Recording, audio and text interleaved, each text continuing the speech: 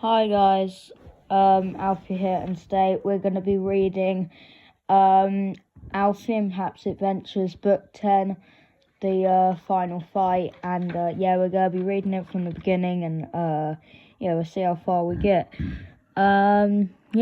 Take it away, cartoon animated Paps with tiny me on his head. Okay. Is that it? 1 year after the AI uprising. You should do a test, make sure it's loud enough.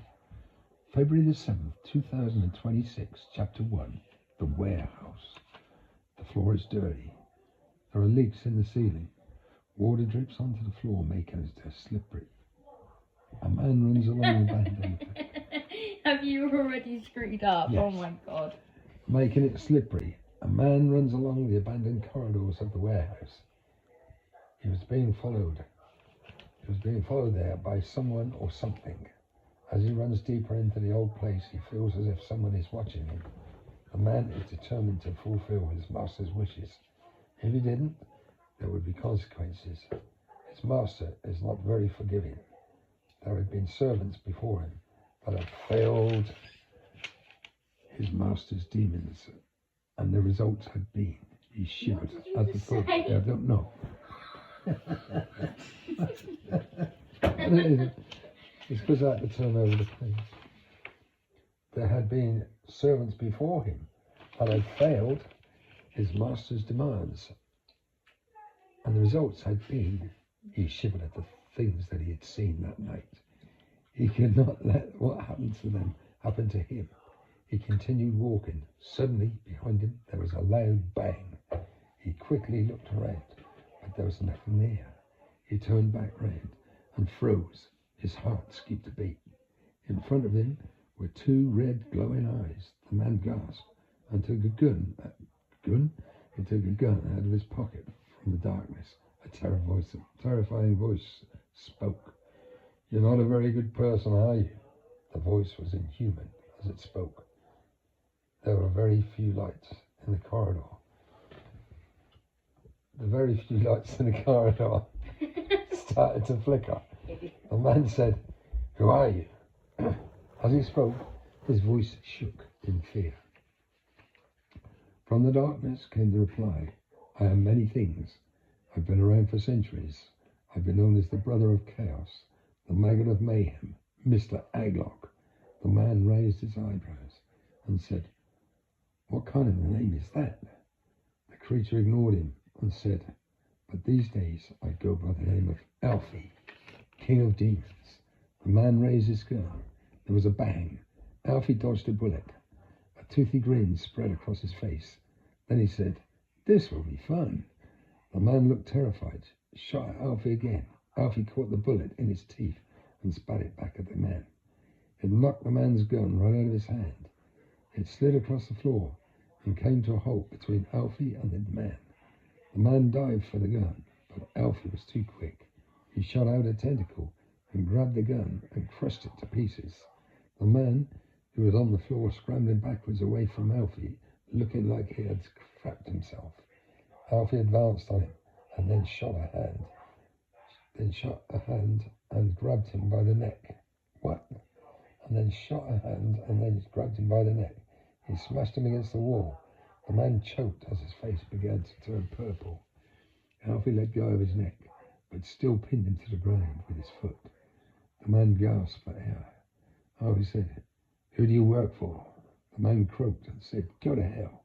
Alfie said, "I've been there. It's an acquired taste, but once you get to know Lucifer, he's quite a nice guy, but that doesn't answer my questions." He pushed his foot down harder on the man's chest. The man gasped for breath, but did not speak. Alfie grabbed his neck again and shouted, "Who do you work for?" The man opened his mouth and spat in Alfie's face. Alfie didn't move. His mouth grew into a wide grin again. He said, "Oh, you are a spitter, are you? Well, how about this for spitting?" He spat a massive chunk of green, steaming saliva at his face. The man screamed as the large chunks of flesh melted and fell from his face. Alfie let his neck go. The lifeless body crumbled to the floor. Alfie dusted his hands down and said, "All in a day's work." He turned around to leave when he heard a muffled sound behind him. He turned around and saw a small white door at the end of the corridor. He slowly walked towards it. The muffled sound was slowly getting louder. When he got there, he slowly opened the door. Everything so damn slowly. It was pitch black inside the room. He snapped his fingers. Ouch! Oh, joke. The lights flickered on. In the center of the room was two young kids. They were tied up and had tape over their mouths. When they saw Alfie, their eyes widened in fear. Alfie said, "That's all right. I'm not going to hurt you." He sliced the ropes off of them and ripped the tape gently off of their mouths. Ripped it gently. Alfie said, "Are you guys all right? Are you hurt?" The teenage girl that looked about the same age as Alfie said, "We're fine. Please get us out of here before the man comes back." Alfie said, "Don't worry. I've dealt with him." The other kid, who was also a teenage boy, said, "Thank you so much for saving us. We've been down here for days." Alfie said, "Let's get you guys home. Where do you live?" The girl said, Down the road, a couple of blocks from that massive mansion on the hill that everyone says is haunted." The boy said, "There are rumors that a kind of monster boy lives there, and the rumors say that he stopped that AI uprising last year." Alfie said with a grin, "Those rumors are true, and that mansion on the hill is my house."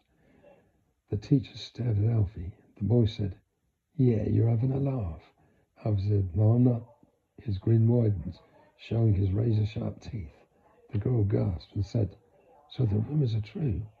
Alfie said, "How does it feel to know that you've been living 2 blocks away from a demon that could usually casually destroy the world just by snapping his fingers?" Oh, joke. They did not speak. They just stared at Alfie. He couldn't tell if they were impressed or horrified. He said, "Right, let's get you two home." He led them out through the white door. He said, "Don't look to your left." The boy said, "Why?" Alfie said, "Trust me, you don't want to know." They passed the dead corpse laying on the left side of the corridor and made their way out of the old warehouse. Alfie said, "We're miles away from there, where you live, so we're going to take a little shortcut." He snapped his fingers. Oh, joke. The floor began to crack open and a red portal appeared. The two teenagers gasped. Alfie said, "Don't be scared." The boy hesitated, then shut his eyes and jumped straight into the portal. The girl looked terrified. Alfie said, "Don't worry, he will be fine, and so will you." The girl very reluctantly jumped onto the portal, closely followed by Alfie. They arrived on the other side immediately. The boy looked like he had just had the time of his life, and the girl looked slightly less pale. The boy said, "That was awesome." Alfie said, "Glad you liked it." The girl said, "We should get home. Mum's going to be so happy that you've saved us." Alfie said, "Yeah, but before you go, did the one who kidnapped you say why he did it?" The boy said, "No, not really. When he caught us, he said you two will be perfect." Alfie said, "Okay, well, I best be heading back to the mansion." The girl said, "Wait, don't you want to tell our parents that you were the one who found us?"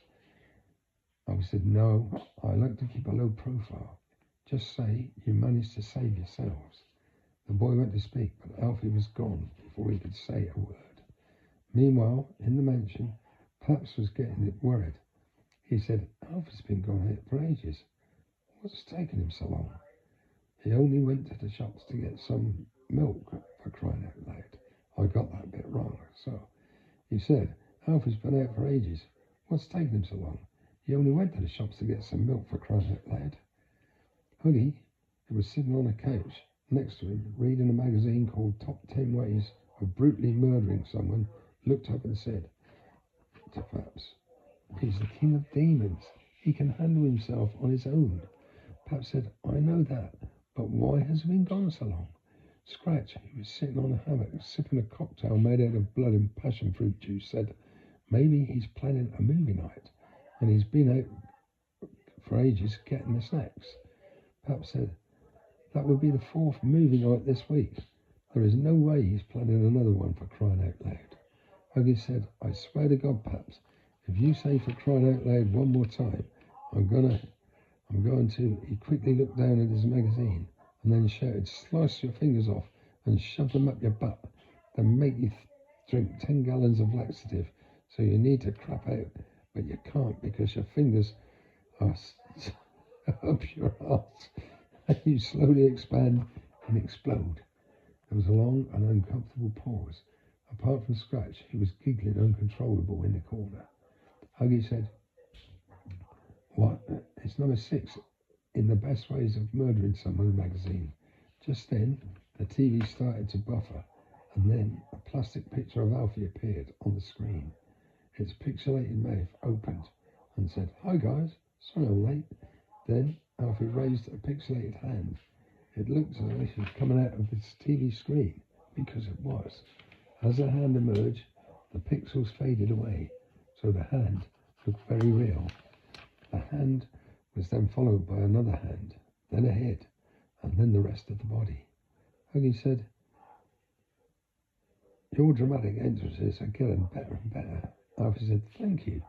Paps said grumpily, well, I think they're getting more and more annoying. I was sitting here watching the 1% Club until all of a sudden your gleaming red eyes are peering at me through the TV screen. Alfie turned his hand into a wet fish and slapped back round the face with it. Round the head with it. Old joke. Which he made.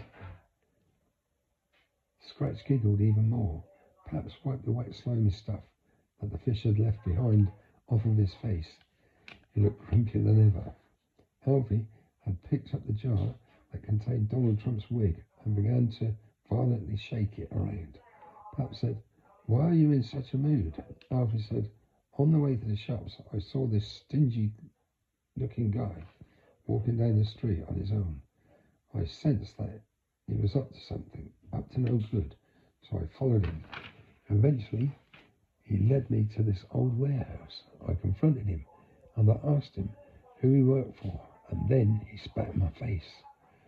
Scratch said, ouch, I bet that didn't go down well for him. Alfie said with a grin, let's just say the walls in the warehouse were looking a bit dull, so I painted them with the remains of his face. Huggy said, that isn't in my magazine, but it should be. Alfie said, yeah, but then I found these kids tied up in the back of the warehouse. They had been kidnapped by the guy I'd killed. I asked them why he had captured them and they said that they were perfect.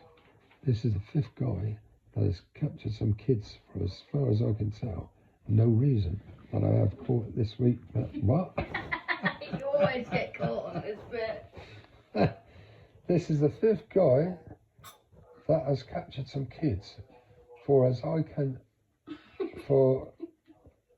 As far as I can tell, for no reason that I have caught this week.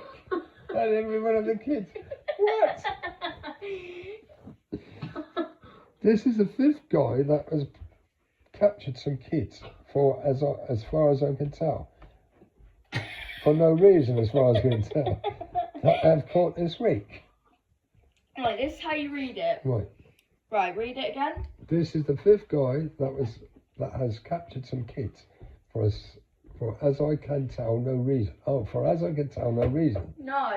That I have caught this week. It says, that was quite a flawed sentence. It's supposed to read like, this is the 5th guy that I've captured that, wait, what does it say? That has captured some kids.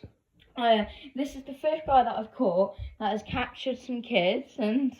For as I can tell, no reason. Has captured some kids for as far as I can tell, no reason. That I have caught this week, and every one of the kids I have questioned have told me that their kidnapper said, "You're perfect." And all of the kids I have saved are teenagers. That was a bit mumbo jumbo. Pap said, "Oh, so that's why you're so late." Scratch said, "It sounds like a cult. It sounds like a cult that you're dealing with." Alfie said, "Yeah, but I'm trying to figure out who the cult leader is and what he wants with all these teenagers." Pap said, "Well, you going out with nothing because you didn't even know." Pap said, "Well, you going out was for nothing because you didn't even bring the milk." Chapter 2, A Trip to the Underworld. Kissy, Cyan and Nan were all making a massive tea because having a 45-foot tall roommate that needs a food plate the size of a whale to keep this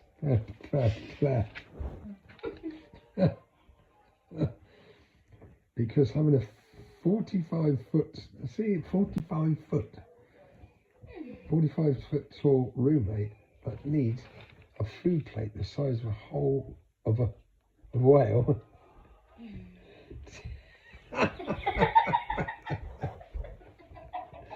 plate the size of a whale to keep their self full up requires lots of food and preparation. If it wasn't, oh my God, what does this mean?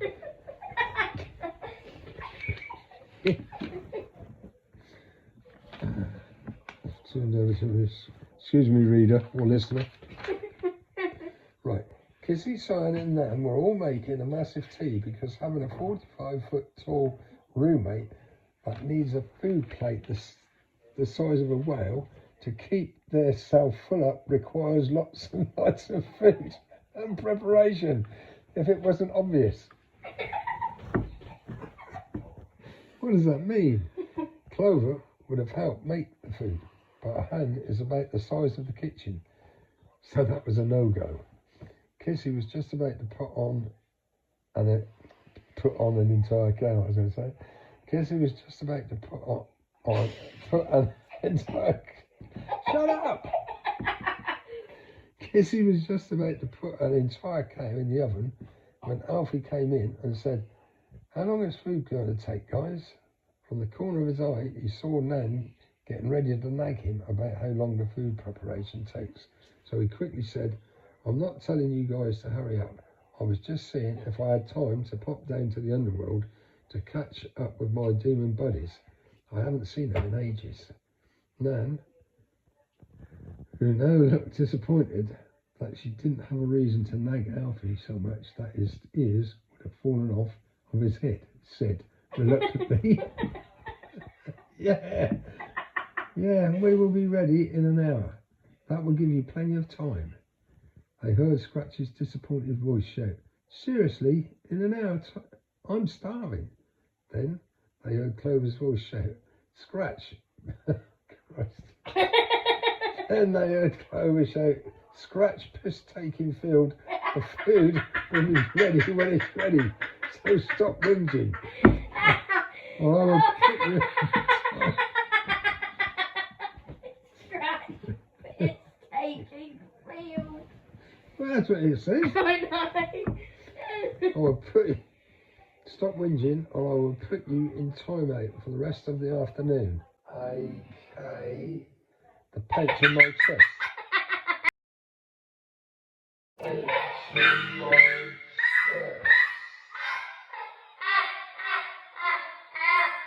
It's supposed to say AKA. It's A.K.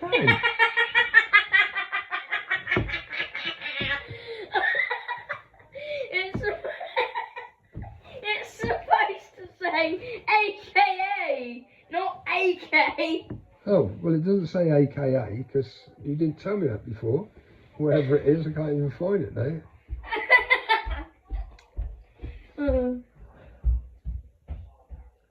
They heard Clover's voice shout, "Scratch." They heard... Oh, Christ, we're starting again. Then they heard Scratch... No, they didn't. Then they heard Clover's voice shout, "Scratch, piss taking field. The food will be ready when it's ready. So stop whinging or I'll put you in timeout for the rest of the afternoon. AKA the pouch in my chest." Scratch mumbled, "Fine." Clover popped her head through a massive hatch in the ceiling and said, "Sorry about him. He's in his teen years." Alfie said, "Tell me about it. Huggy is also in his teen years." Huggy shouted, "For the last time." Huggy shouted for the last time. I can't get the page open. Oh my God,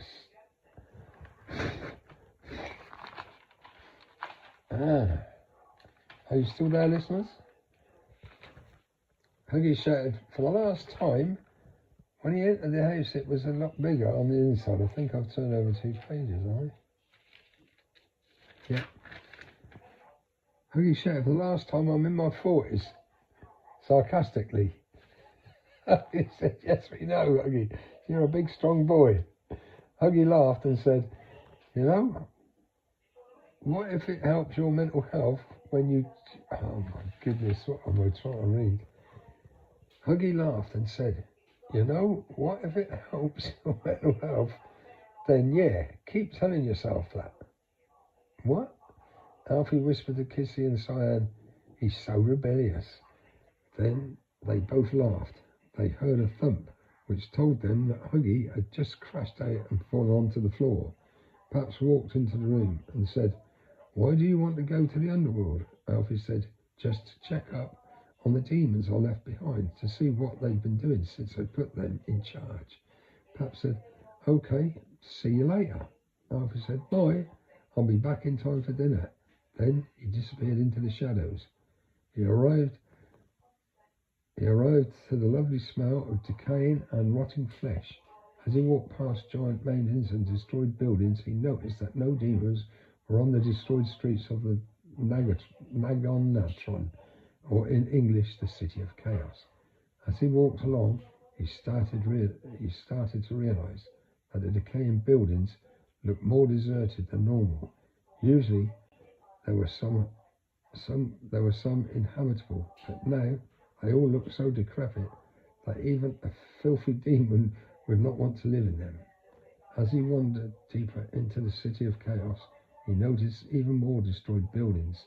Some of them had green flames coming out off of the buildings, as if they had been set on fire. Alfie thought to himself, "What has happened here?" Got that bit wrong. Just then, he saw 2 shadows dart into a large decaying house. He followed them in. When he entered the house, it was a lot bigger on the inside than it was on the outside, and a lot more decrepit on the inside. There was smashed glass and broken furniture all over the floor. There were multiple doors in the room that led to other areas. Alfie was just about to head into the nearest door when he heard noises coming from upstairs. He looked up and saw a giant decrepit spiral staircase. He thought to himself, "How the hell did I miss that when I first came in here?" He began to make his way up the staircase.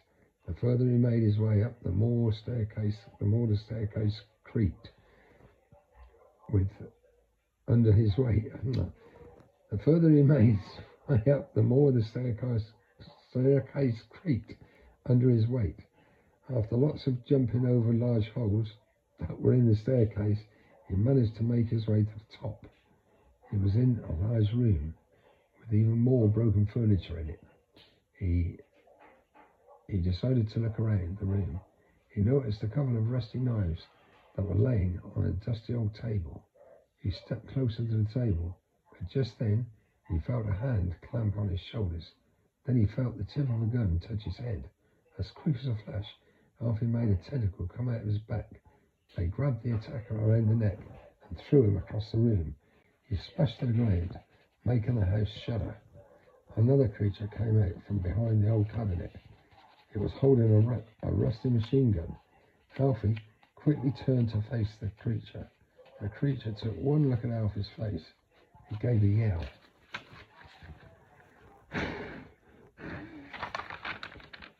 He gave a yell of surprise and dropped his gun and fell to its knees and said, "All hail, Aglog." The creature that had attacked Alfie got back up and said, "Oh my God, I didn't realize it was King Aglog. I thought it was another traitor. Alfie was confused. He said, "Did you guys not realise it was me?" One of the demons said, "No, lately we've been keeping alert. You never know who is on your side and who isn't." The other demon said, "Yeah, ever since you know whose old followers have gone traitor on us, we've been having to be careful who we trust." Alfie was even more confused than ever. He said, "What do you mean? You know whose followers?" One of the demons said, "We don't like to call him by his real name." Alfie said, "Go on, guys, tell me who he is." The demon said, "Your brother Nurgle." Alfie's eyes widened. He began to pace around the room quickly.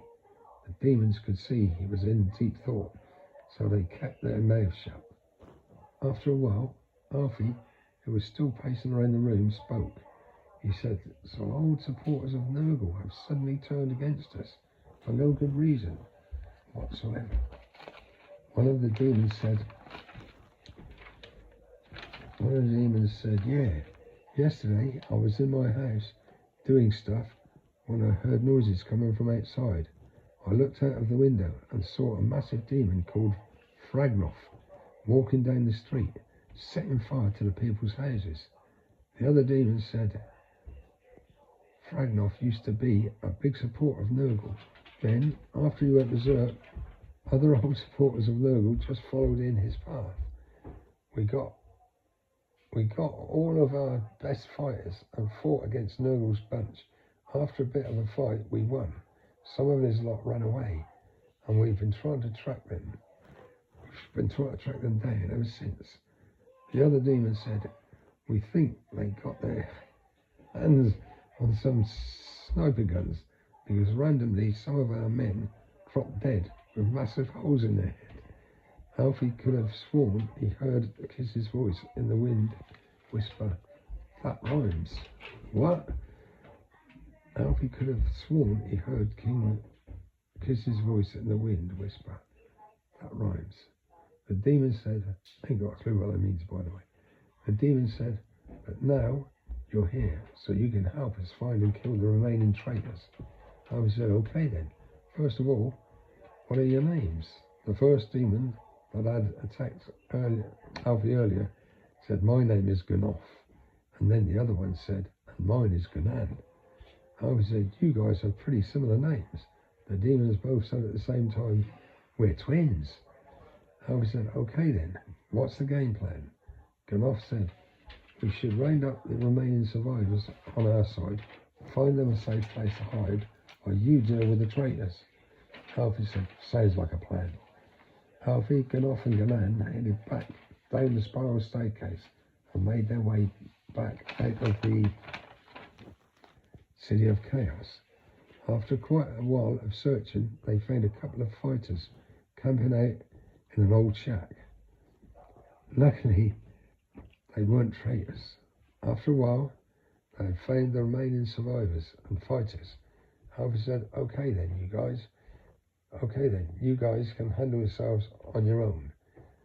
How many fighters have you got?" Gnan said, "About 30. Ganoff said, "We'll find some place safe to protect the survivors. You go and find the traitors and end this." Alfie said, "All right then. I'll be back when the job is done."